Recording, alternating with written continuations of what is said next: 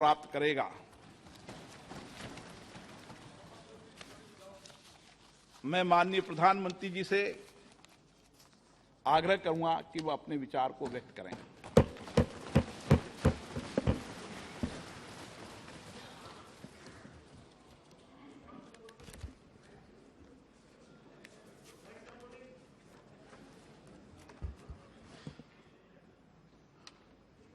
माननीय अध्यक्ष जी, देश की 75 वर्षों की संसदीय यात्रा, उसका एक बार पुनः स्मरण करने के लिए और नए सदन में जाने से पहले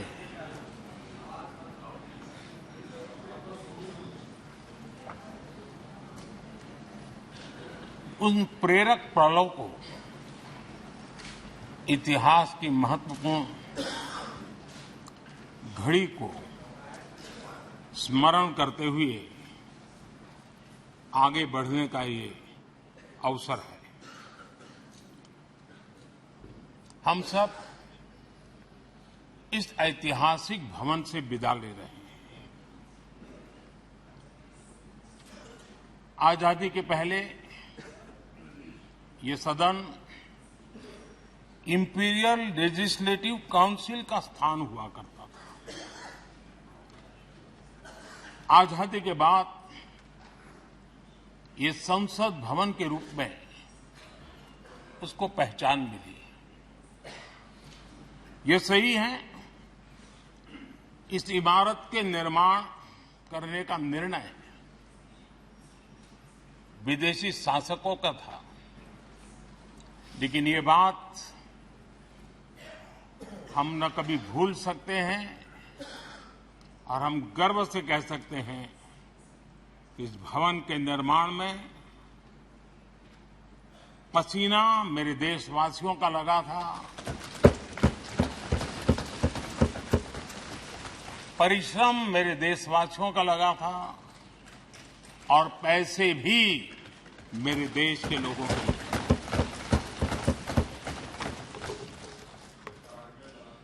इस 75 वर्ष की हमारी यात्रा ने अनेक लोकतांत्रिक परंपराओं और प्रक्रियाओं का उत्तम से उत्तम सृजन किया है और इस सदन में रहे हुए सबने उसमें सक्रियता से योगदान भी दिया है और साक्षी भाव से उसको देखा भी है।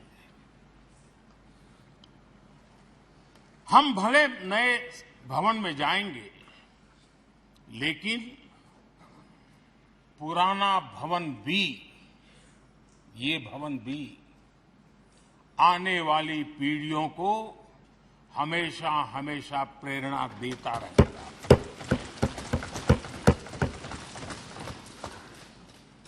ये भारत के लोकतंत्र की स्वर्णिम यात्रा का एक महत्वपूर्ण अध्याय,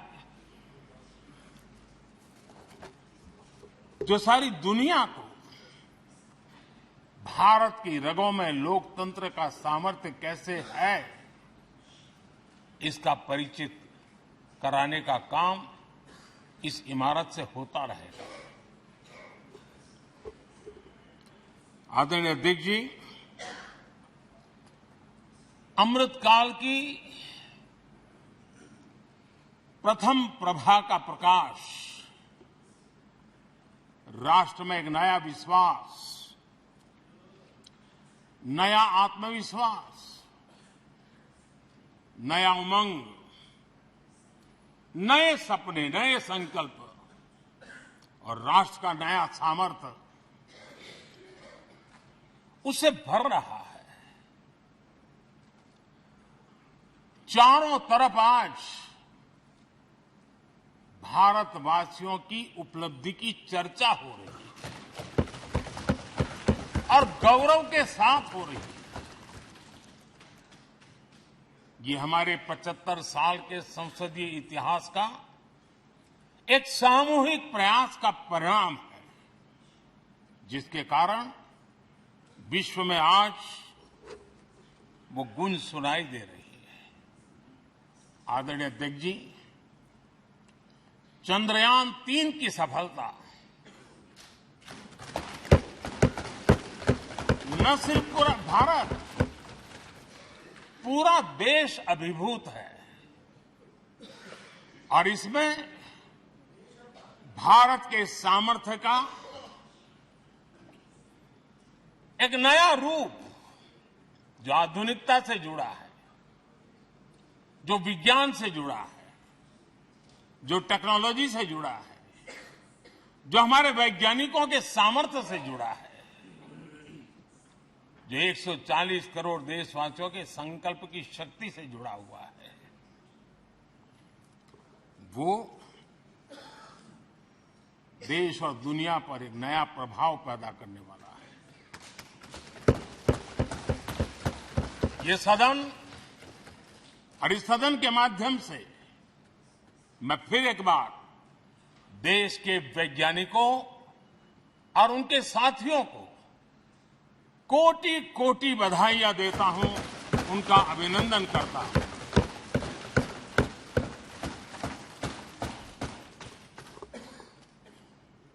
आदरणीय अध्यक्ष जी, ये सदन ने भूतकाल में जब नेम की समिट हुई थी, सर्वसम्मति से प्रस्ताव पारित करके देश के इस प्रयास को सराहा था। आज G20 की सफलता को भी आपने सर्वसम्मति से सराहा है। मैं मानता हूं देशवासियों का आपने गौरव बढ़ाया है, मैं आपका आभार व्यक्त करता हूं। G20 की सफलता 140 करोड़ देशवासियों की है। ये भारत की सफलता है, किसी व्यक्ति की सफलता नहीं है, किसी दल की सफलता नहीं है। भारत के फेडरल स्ट्रक्चर ने, भारत की विविधता ने 60 स्थानों पर 200 से अधिक समिट और उसकी मेजबानी हिंदुस्तान के अलग अलग रंग रूप में देश की अलग अलग सरकारों ने बड़े आन बान शान से की और ये प्रभाव पूरे विश्व भर के मन पर पड़ा हुआ है। ये हम सबके सेलिब्रेट करने वाला विषय है, देश के गौरवगान को बढ़ाने वाला है। और जैसा आपने उल्लेख किया, भारत इस बात के लिए गर्व करेगा, जब भारत अध्यक्ष रहा उस समय अफ्रीकन यूनियन इसका सदस्य बना। मैं उस इमोशनल पल को भूल नहीं सकता जब अफ्रीकन यूनियन की घोषणा हुई और अफ्रीकन यूनियन के प्रेसिडेंट, उन्होंने एक इंटरव्यू में कहा कि मेरे जीवन में ऐसी पल थी, शायद मैं बोलते बोलते रो पड़ूंगा। आप कल्पना कर सकते हैं कि कितनी बड़ी अपेक्षा और आशाएं पूरी करने का काम भारत के भाग्य में आया। आदरणीय अध्यक्ष जी, भारत के प्रति शक करने का एक स्वभाव कई लोगों का बना हुआ है और जब आजादी मिली तब से चल रहा है। इस बार भी यही था, कोई डिक्लेरेशन नहीं होगा, असंभव है। लेकिन ये भारत की ताकत है कि वह भी हुआ और विश्व सर्वसम्मति से एक साझा घोषणा पत्र लेकर के आगे का रोड मैप लेकर के यहां से प्रारंभ हुआ है। और अध्यक्ष जी, आपके नेतृत्व में, क्योंकि भारत की अध्यक्षता नवंबर के आखिरी दिन तक है, इसलिए अभी हमारे पास जो समय है उसका उपयोग हम करने वाले हैं और आपकी अध्यक्षता में दुनिया भर के ये जो G20 के सदस्य हैं, P20 पार्लियामेंट के स्पीकर्स की एक समिट जैसे आपने घोषणा की, सरकार का आपके इस प्रयासों को पूरा समर्थन रहेगा, पूरा सहयोग रहेगा। आदरणीय अध्यक्ष जी, हम सबके लिए गर्व की बात है कि आज भारत विश्व मित्र के रूप में अपनी जगह बना पाया है। पूरा विश्व भारत में अपना मित्र खोज रहा है। पूरा विश्व भारत की मित्रता को अनुभव कर रहा है और उसका मूल कारण है हमारे जो संस्कार है, वेद से विवेकानंद तक जो हमने पाया है। सबका साथ सबका विकास का मंत्र आज विश्व को हमें साथ लाने में जोड़ रहा है। आदरणीय अध्यक्ष जी, ये सदन से विदाई लेना एक बहुत ही भावुक पल है। परिवार भी अगर पुराना घर छोड़कर के नए घर जाता है तो बहुत सारी यादें कुछ पल के लिए उसको झकझोर देती है। और हम जब ये सदन को छोड़ के जा रहे हैं तो हमारा मन मस्तिष्क भी उन भावनाओं से भरा हुआ है, अनेक यादों से भरा हुआ है। खट्टे मीठे अनुभव भी रहे हैं, नोकझोंक भी रही है, कभी संघर्ष का माहौल भी रहा है और कभी इसी सदन में उत्सव और उमंग का माहौल भी रहा है। ये सारी स्मृतियां हमारे साथ हम सबकी साझी स्मृतियां हैं। ये हम सबकी साझी विरासत है और इसलिए इसका गौरव भी हम सबका साझा है।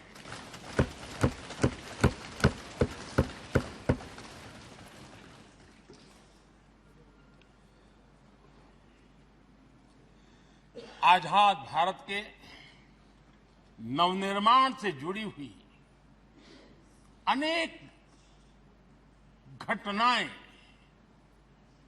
इन 75 वर्ष में यही सदन में आकार लेती हुई हमने देखी है।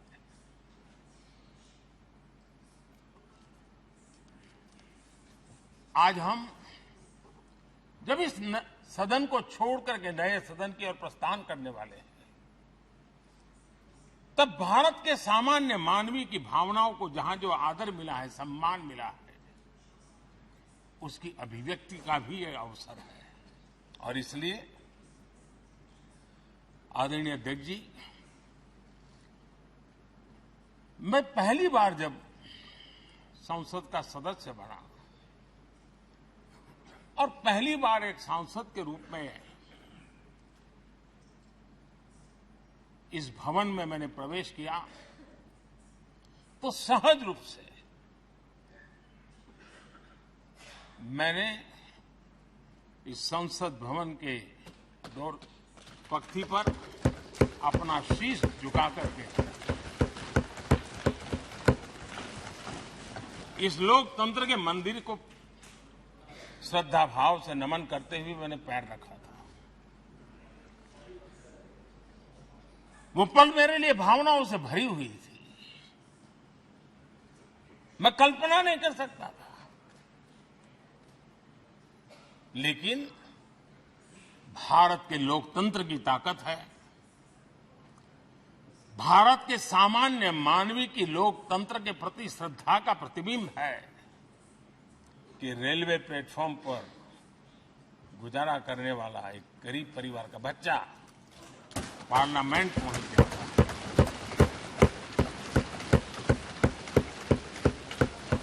मैंने कभी कल्पना तक नहीं की कि देश मुझे इतना सम्मान देगा, इतना आशीर्वाद देगा, इतना प्यार देगा। सोचा नहीं था अध्यक्ष जी। आदरणीय अध्यक्ष जी, हम में से बहुत लोग हैं जो संसद भवन के अंदर जो चीजें लिखी गई उसको पढ़ते भी रहते हैं, कभी कभी उसका उल्लेख भी करते हैं। हमारे यहाँ संसद भवन के प्रवेश द्वार पर एक छांदोग्य उपनिषद का एक वाक्य है, लोक द्वारम करके पूरा वाक्य है। उसका मतलब ये होता है कि जनता के लिए दरवाजे खोलिए और देखिए कि कैसे वो अपने अधिकारों को प्राप्त करती है। हमारे ऋषि मुनियों ने लिखा हुआ है, हमारे प्रवेश द्वार पर लिखा हुआ है। हम सब और हमारे पहले जो यहां रहे हैं वो भी इस सत्यता के साक्षी है। आदरणीय अध्यक्ष जी, समय रहते जैसे जैसे वक्त बदलता गया, ये हमारे सदन की संरचना भी निरंतर बदलती रही है और अधिक समावेशी बनती गई है। समाज के हर वर्ग का प्रतिनिधि विविधताओं से भरा हुआ इस सदन में नजर आता है। अनेक भाषाएं हैं, अनेक बोलियां, अनेक पहरवेश हैं, अनेक खान-पान है। सदन के अंदर सब कुछ है और समाज के सभी तबके के लोग, चाहे वो सामाजिक रचना के हो, चाहे आर्थिक रचना के हो, चाहे गांव या शहर के हो, एक प्रकार से पूर्ण रूप से समावेशी वातावरण सदन में पूरी ताकत के साथ जन सामान्य की इच्छा आकांक्षाओं को प्रकट करता रहा है। दलित हो, पीड़ित हो, आदिवासी हो, पिछड़े हो, महिलाएं हो, हर एक का धीरे धीरे धीरे योगदान बढ़ता चला गया है। आदरणीय अध्यक्ष जी, प्रारंभ में महिलाओं की सदस्य संख्या कम थी, लेकिन धीरे धीरे माताओं बहनों ने भी इस सदन की गरिमा को बढ़ाया है। इस सदन के गरिमा में बहुत बड़ा बदलाव लाने में उनका योगदान रहा है। आदरणीय अध्यक्ष जी, प्रारंभ से अब तक एक मोटा हिसाब लगाता था, करीब 7,500 से अधिक जनप्रतिनिधि दोनों सदनों में मिलाकर के योगदान दे चुके हैं। इतने सालों में 7,500 से करीब ज्यादा। इस कालखंड में करीब 600 महिला सांसदों ने भी इस सदन की गरिमा को बढ़ाया है, दोनों सदन की। और आदरणीय अध्यक्ष जी, आप जानते हैं कि इस सदन में आदरणीय इंद्रजीत गुप्ता जी 43 ईयर, अगर मेरी गलती नहीं हो तो 43 ईयर इस सदन में लंबा समय बैठ करके इस सदन के साक्षी बनने का उनको सौभाग्य मिला। और यही सदन है आदरणीय अध्यक्ष जी, जहां शकीकुर रहमान जी 93 की एज में भी सदन में अपना योगदान देते रहे, जबकि उनकी उम्र 93। और आदरणीय अध्यक्ष जी, ये भारत के लोकतंत्र की ताकत है कि 25 साल की उम्र की चंद्रमणि मुर्मू इस सदन की सदस्य बनी थी। सिर्फ 25 साल की उम्र की, सबसे छोटी उम्र की सदस्य बनी थी। आदरणीय अध्यक्ष महोदय,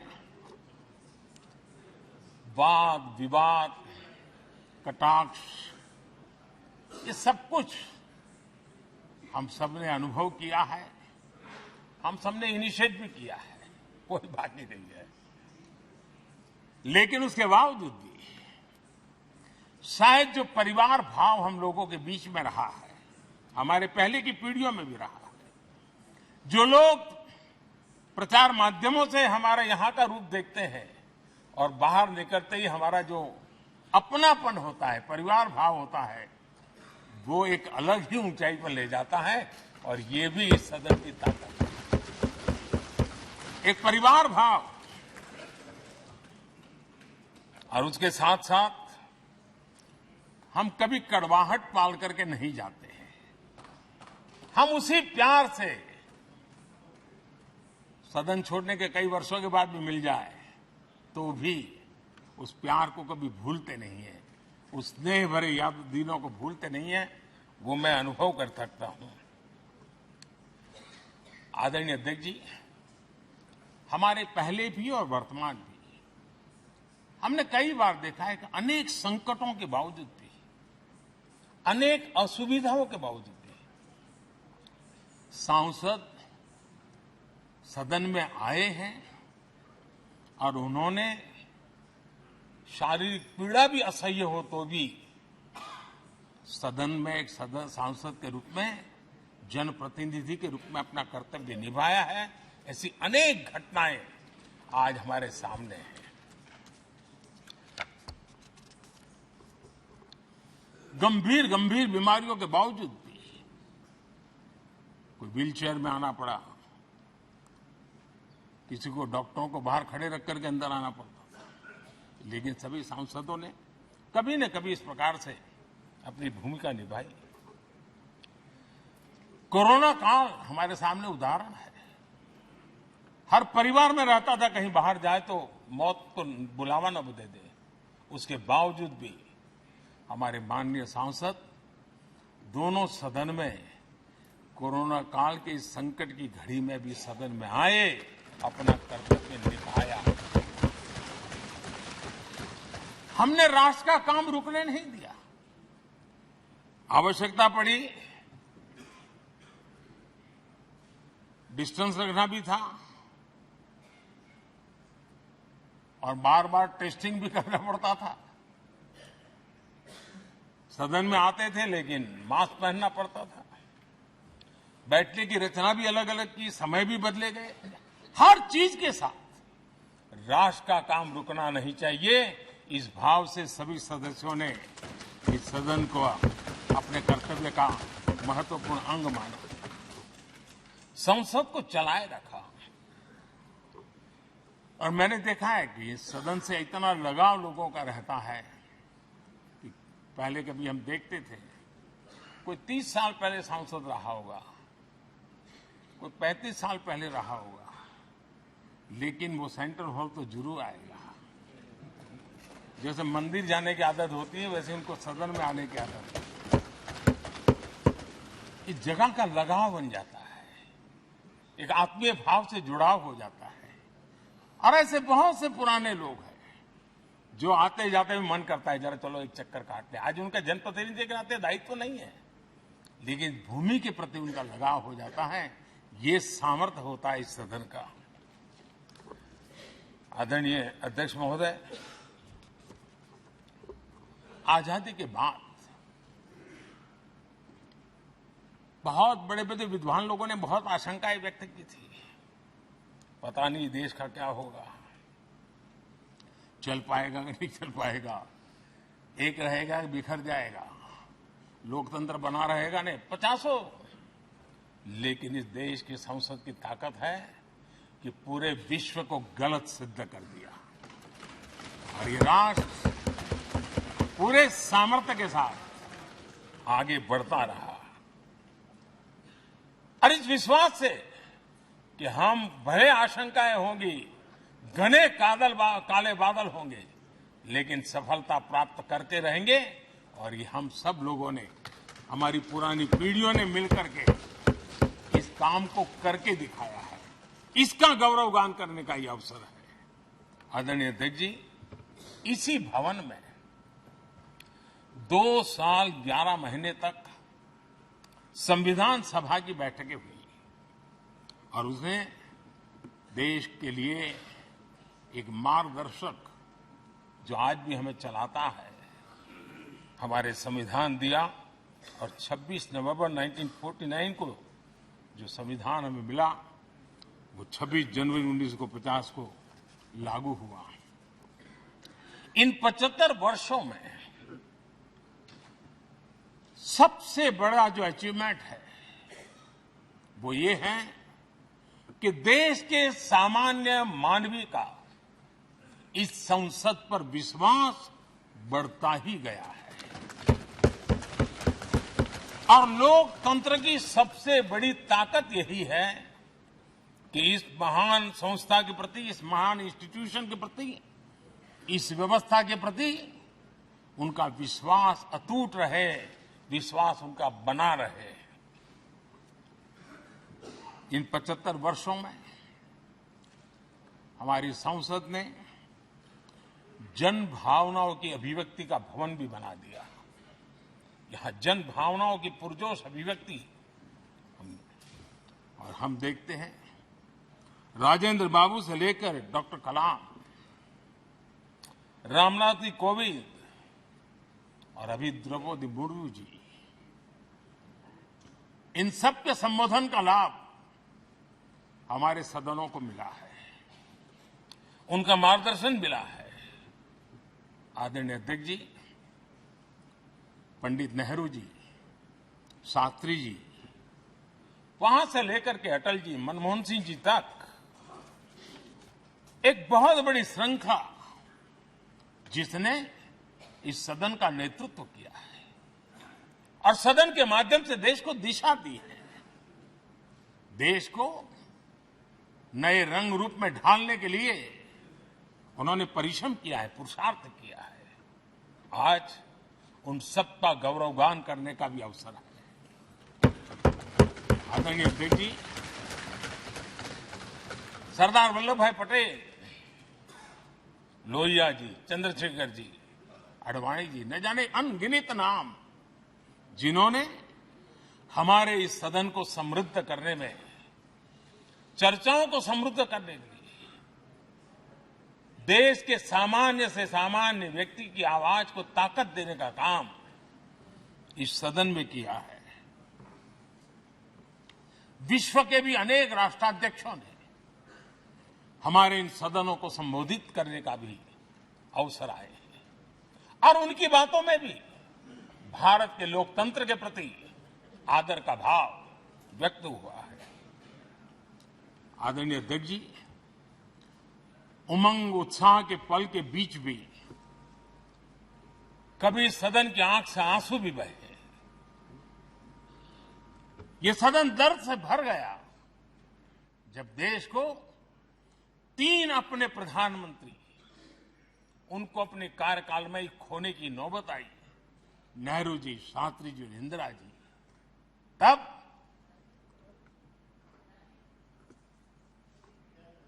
ये सदन अश्रु भीनी आंखों से उन्हें विदाई दे रहा था। आदरणीय अध्यक्ष जी, अनेक चुनौतियों के बावजूद भी हर स्पीकर ने, हर सभापति ने बेहतरीन तरीके से दोनों सदनों को सुचारू रूप से चलाया है और अपने कार्यकाल में उन्होंने जो निर्णय किए वो निर्णय मावलंकर जी से काल से शुरू हुए हो या सुमित्रा जी के कालखंड के हो या बिरला जी के, आज भी उन निर्णयों को रेफरेंस पॉइंट माना जाता है। ये काम हमारे करीब 17 स्पीकर और उसमें 2 हमारी महिला स्पीकर ने भी, और मावलंकर जी से लेकर के सुमित्रा ताई तक और बिरला जी का मार्गदर्शन आज भी हमें मिल रहा है। हर एक ने अपनी अपनी शैली रही है, लेकिन उन्होंने सबको साथ लेकर के नियमों कानूनों के बंधन में इस सदन को हमेशा ऊर्जावान बनाए रखा है। मैं आज उन सभी स्पीकर महोदय को भी आज वंदन करता हूं, अभिनंदन करता हूं।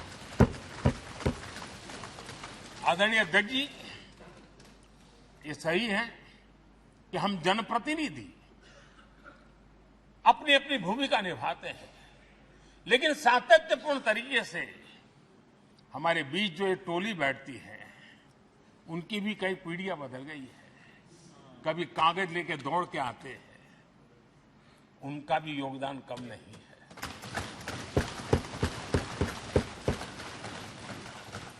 हमें कागज पत्र पहुंचाने के लिए दौड़ते हैं, सदन में कोई गलती न हो जाए, उसके निर्णय में कोई गलत न हो जाए, उसके लिए वो चौकन्ने रहते हैं।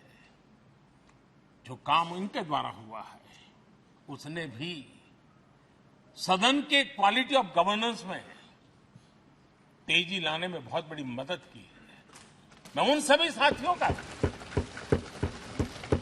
और इनके पूर्व में जो रहे हैं उनका भी हृदय से अभिनंदन करता हूं। इतना ही नहीं, सदन मतलब ये खंड ही नहीं है।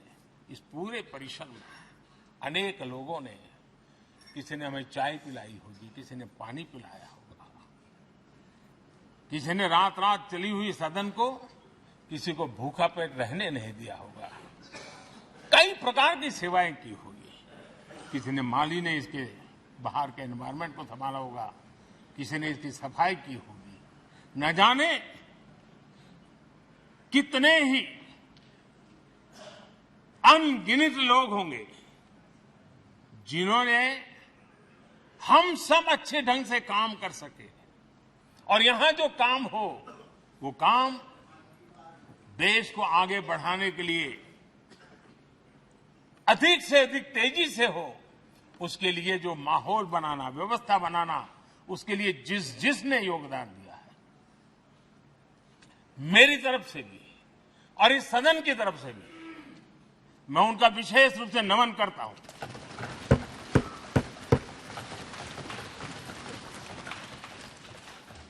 आदरणीय अध्यक्ष जी, लोकतंत्र का ये सदन, आतंकी हमला हुआ, पूरे विश्व में यह आतंकी हमला एक इमारत पर नहीं था, ये मदर ऑफ डेमोक्रेसी एक प्रकार से हमारी जीवात्मा पर यह हमला था। ये देश उस घटना को कभी भूल नहीं सकता है, लेकिन आतंकियों से लड़ते लड़ते सदन को बचाने के लिए और हर सदस्य को बचाने के लिए जिन्होंने अपने सीने पर गोलियां झेली, आज मैं उनको भी नमन करता हूं। हमारे बीच नहीं है, लेकिन उन्होंने बहुत बड़ी रक्षा की है। आदरणीय अध्यक्ष जी, जब आज हम इस सदन को छोड़ रहे हैं, तब मैं उन पत्रकार मित्रों को भी याद करना चाहता हूं जिन्होंने जीवन में, कुछ लोग तो ऐसे हैं जिन्होंने पूरा जीवन अपने कार्यकाल में संसद के काम को ही उन्होंने रिपोर्ट किया है। एक प्रकार से वो जीवंत साक्षी रहे हैं। उन्होंने यहां की पल पल की जानकारी देश तक पहुंचाई, और तब तो ये सारा टेक्नोलॉजी अवेलेबल नहीं थी। तब वही लोग थे जो यहां की बात पहुंचाते थे, और उनका सामर्थ्य था वो अंदर की भी पहुंचाते थे और अंदर की भी पहुंचाते थे।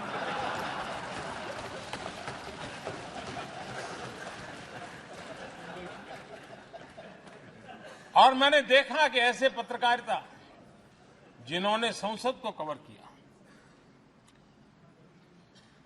शायद उनके नाम जाने नहीं जाते होंगे, लेकिन उनके काम को कोई भूल नहीं सकता है। और खबरों को लिए नहीं, भारत की इस विकास यात्रा को संसद भवन से समझने के लिए उन्होंने अपनी शक्ति खपा दी थी।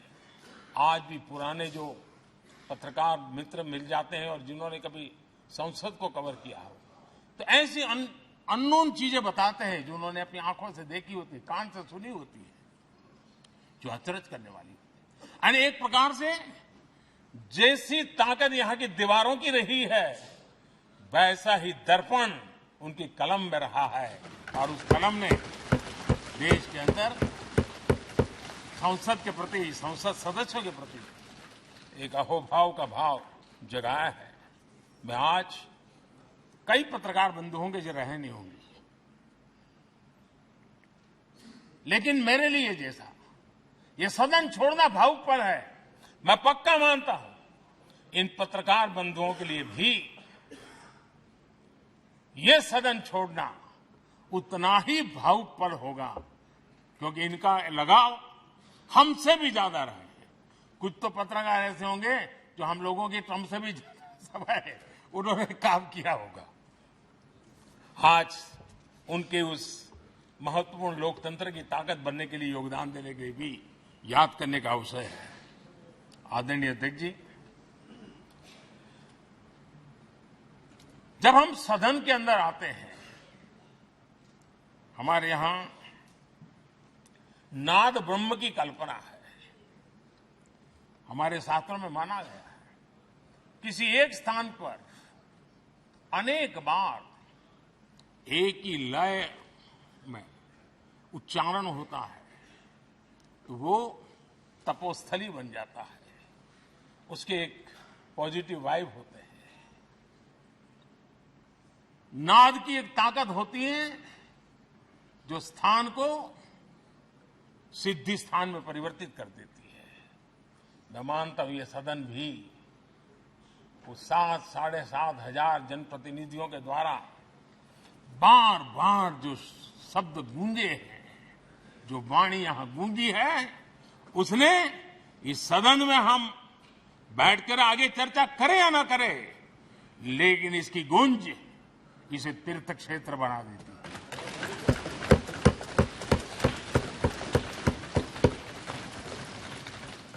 एक जागृत जगह बन जाती है और लोकतंत्र की प्रति श्रद्धा रखने वाला व्यक्ति आज से 50 साल के बाद भी जब यहां देखने के लिए भी आएगा तो उसे उस गूंज की अनुभूति होगी कि कभी भारत की आत्मा की आवाज यहां पर गूंजती थी। और इसलिए अध्यक्ष महोदय, ये वो सदन है जहां कभी भगत सिंह, बटुकेश्वर दत्त, उन्होंने अपनी वीरता सामर्थ्य से अंग्रेज सल्तनत को जगा दिया था बम का धमाका कर। वो बम की गूंज भी जो देश का भला चाहते हैं उनको कभी सोने नहीं देती। आदरणीय अध्यक्ष जी, ये वो सदन है जहां पंडित जी को इसलिए भी याद किएगा, अनेक बातों के लिए याद करेगा, लेकिन हम जरूर याद करेंगे इसी सदन में पंडित नेहरू का at the stroke of midnight की गूंज हम सबको प्रेरित करती रहेगी। और इसी सदन में अटल जी ने कहा था, वो शब्द आज भी गूंज रहे हैं इस सदन में, सरकारें आएगी जाएगी, पार्टियां बनेगी बिगड़ेगी, लेकिन ये देश रहना चाहिए।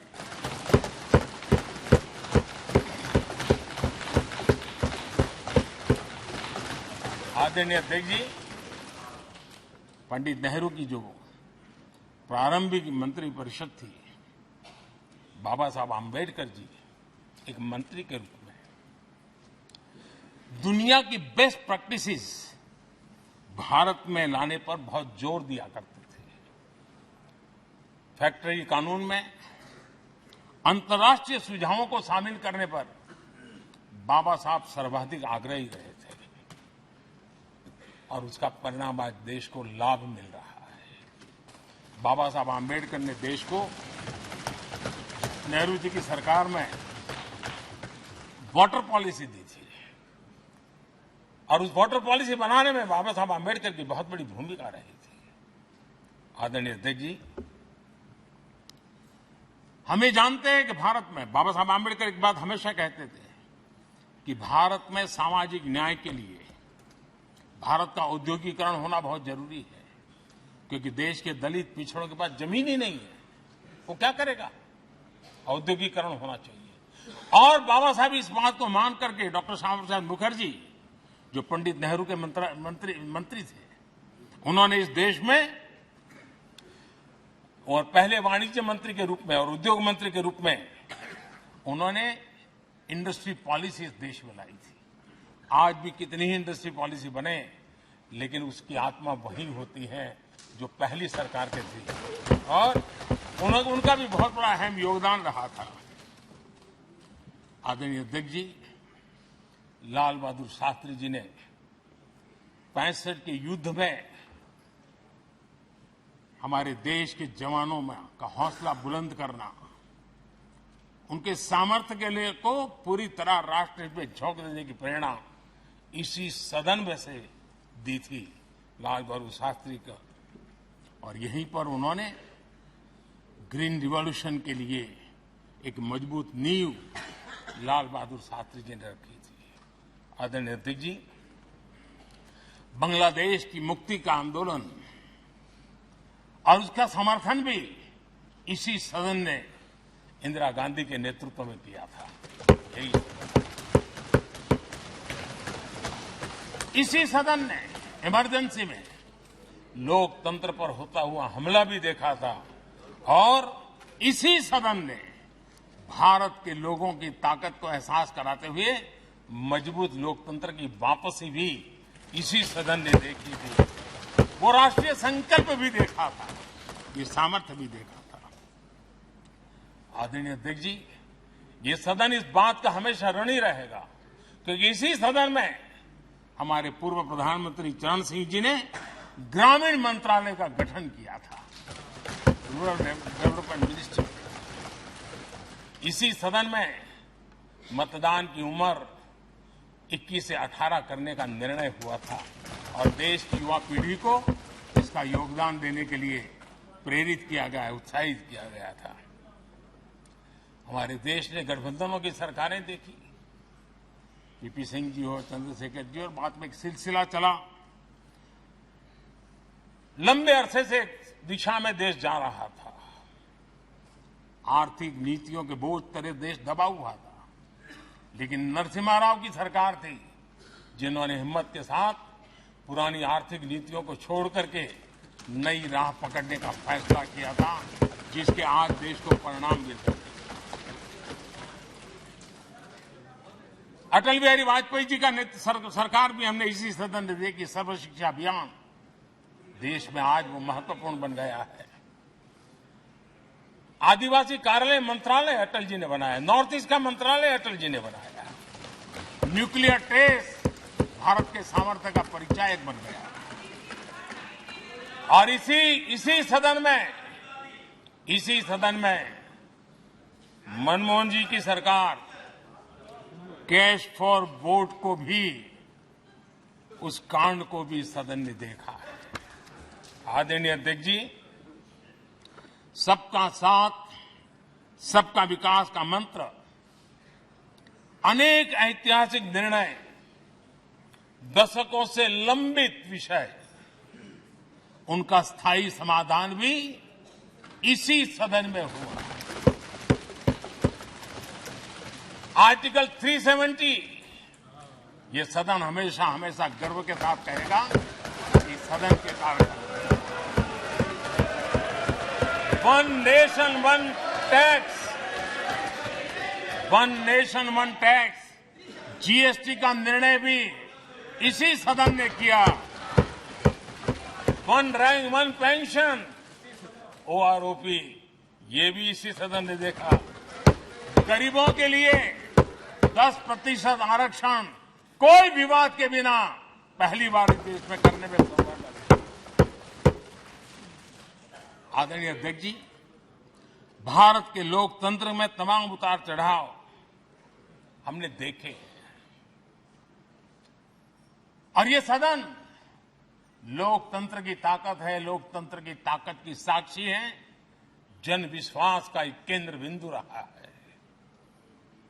इस सदन की विशेषता देखिए और दुनिया के लोगों का आज भी ऐतराज होता है। ये सदन है जिसमें कभी 4 सांसद वाली पार्टी सत्ता में होती थी और 100 सदस्य वाली पार्टी विपक्ष में बैठती थी। ये भी सामर्थ्य इस सदन के लोकतंत्र की ताकत का परिचय कराता है। और यही सदन है जिसमें एक वोट से अटल जी की सरकार गई थी और लोकतंत्र की गरिमा को बढ़ाया था। ये भी इसी सदन में हुआ। आज अनेक छोटी छोटी रीजनल पार्टियों का प्रतिनिधित्व हमारे देश की विविधता को, हमारे देश के एस्पिरेशंस का एक प्रकार से वो आकर्षक केंद्र बिंदु बना है। आदरणीय अध्यक्ष जी, इस देश में 2 प्रधानमंत्री ऐसे रहे, मोरारजी भाई वीपी सिंह। एक प्रकार से कांग्रेस में जीवन खपाया था, लेकिन एंटी कांग्रेस गवर्नमेंट का नेतृत्व कर रहे थे। ये भी इसकी विशेषता थी। और हमारे नरसिम्हा राव जी, वो तो बिस्तरा गोल करके घर जाने की तैयारी कर रहे थे, निवृत्ति की घोषणा कर चुके थे। लेकिन यही लोकतंत्र की ताकत देखिए, सदन की ताकत देखिए, वो प्रधानमंत्री के रूप में 5 साल हमारी सेवा कर रहे।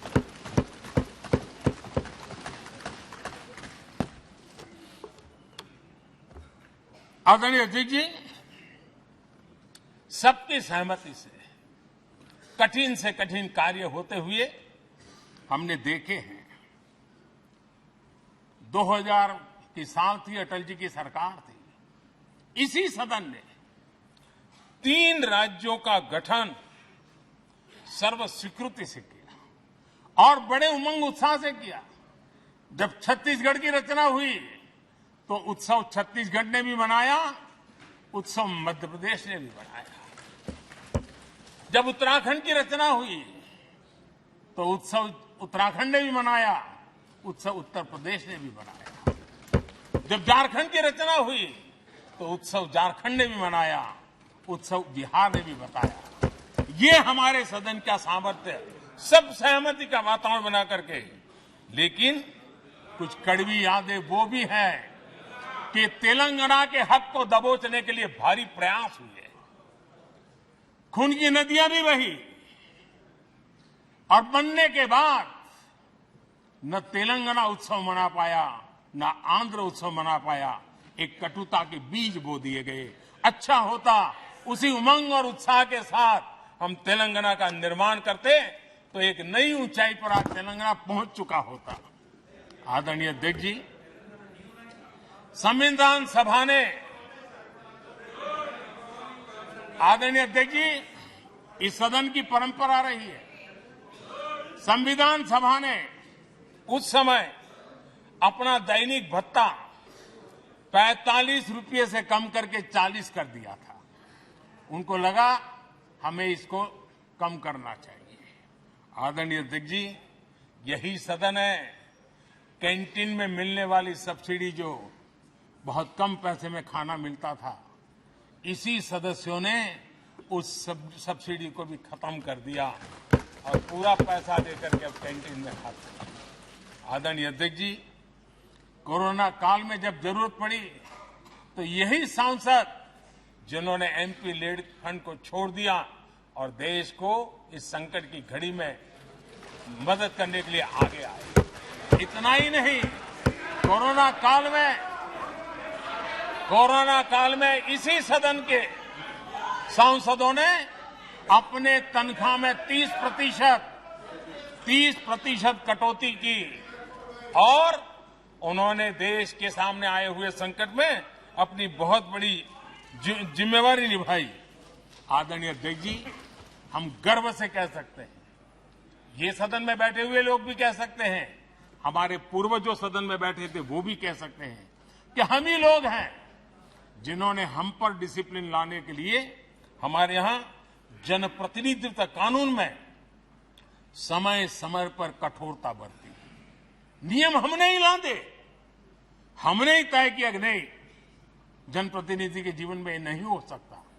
मैं मानता हूं ये जीवंत लोकतंत्र का बहुत बड़ा उदाहरण है और ये सदन ने दिया है, यही माननीय सांसदों ने दिया है और हमारी पुरानी पीढ़ी के सांसदों ने दिया है। और मैं मानता हूं कि कभी कभी उन चीजों को भी याद करना चाहिए। आदरणीय अध्यक्ष जी, हम जो वर्तमान सांसद हैं उनके लिए तो ये विशेष सौभाग्य का अवसर है। सौभाग्य का अवसर इसलिए है कि हमें इतिहास और भविष्य दोनों की कड़ी बनने का अवसर देता है।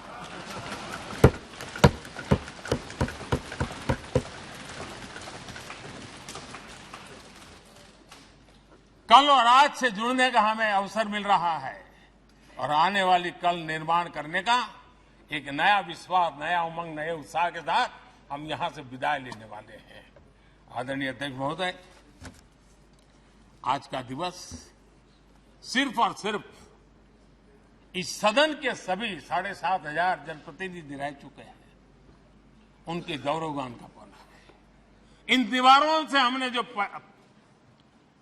प्रेरणा पाई है, जो नया विश्वास पाया है, उसको लेकर जाने का है।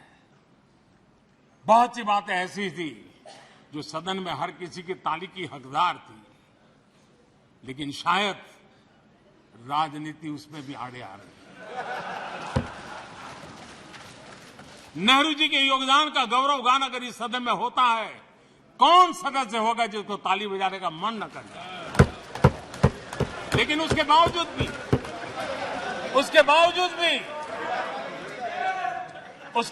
भी देश के लोकतंत्र के लिए बहुत जरूरी है हम सब ने अपने यहां सोच लें। आदरणीय अध्यक्ष जी, मुझे पूरा विश्वास है कि आपके मार्गदर्शन में और इस अनुभवी माननीय सांसदों के सामर्थ्य से हम नई संसद में जब जाएंगे तो नए विश्वास के साथ जाएंगे। मैं फिर एक बार, आज पूरा दिवस आपने इन पुरानी स्मृतियों को ताजा करने के लिए दिया, एक अच्छे वातावरण में सबको याद करने का मौका दिया। इसके लिए मैं आप सबका, आपका हृदय से आभार व्यक्त करता हूं और मैं सभी सदस्यों से आग्रह करूंगा कि अपने जीवन की ऐसी मधुर यादों को यहां हम जरूर व्यक्त करें, ताकि देश तक पहुंचे कि सचमुच में ये हमारा सदन, ये हमारे जनप्रतिनिधियों की गतिविधि सच्चे अर्थ में देश को समर्पित है। इसका भाव लोगों के तक पहुंचे, इसी एक अपेक्षा के साथ मैं फिर एक बार इस धरती को प्रणाम करता हूं, इस सदन को प्रणाम करता हूं। भारत के मंदिरों से बनी हुई हर एक दीवार के हर एक ईंटे को प्रणाम करता हूं और पिछले 75 साल में भारत के लोकतंत्र को नया सामर्थ्य शक्ति देने वाले हर गुंज को, उस नाद ब्रह्म को नमन करते हुए मेरी वाणी को विराम कर देता हूं। बहुत बहुत धन्यवाद।